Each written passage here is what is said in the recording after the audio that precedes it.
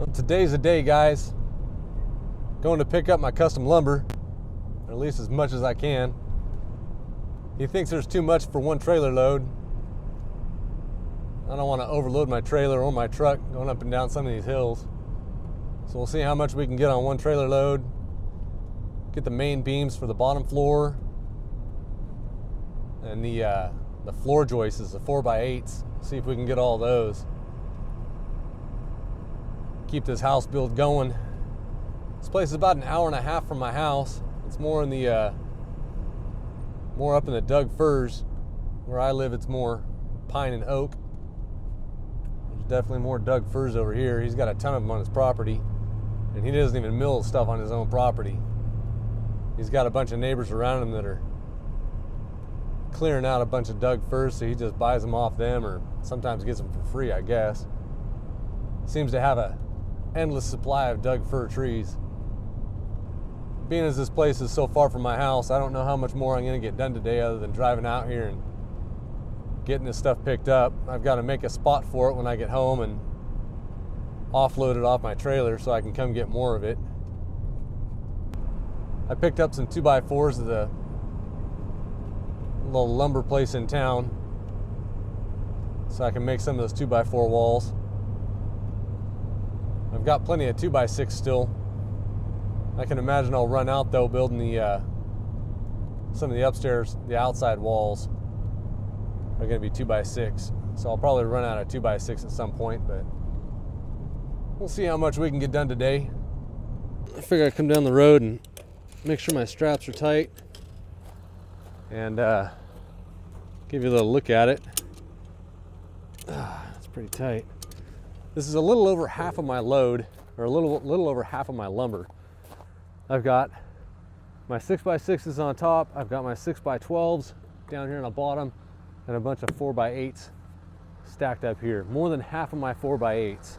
So my next load, my next trip will be a little bit lighter. But this is a lot of lumber. I mean, we're hanging off the front of the trailer, probably about 3 feet, hanging off the back of the trailer, probably about 3 feet. These are 24 foot long. I think my trailer's 19. So yeah, we've got a bit hanging off here. Well, we'll get back home and unload this stuff and stack it up. Sure is pretty wood though. I like it. It's gonna keep the house on the ground, that's for sure. House isn't gonna blow away in the wind with this stuff on top.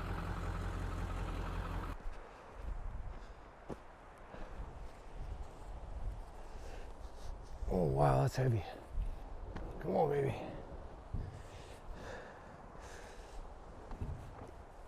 Yeah,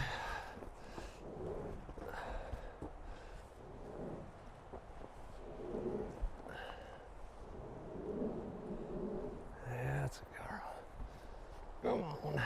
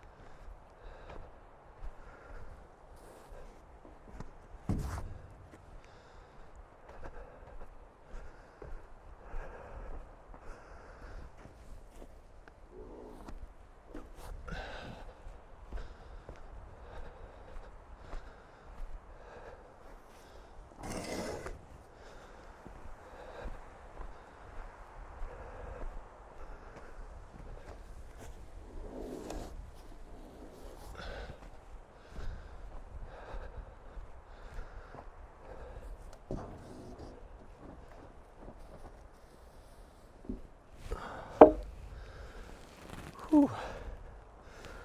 That's kind of heavy.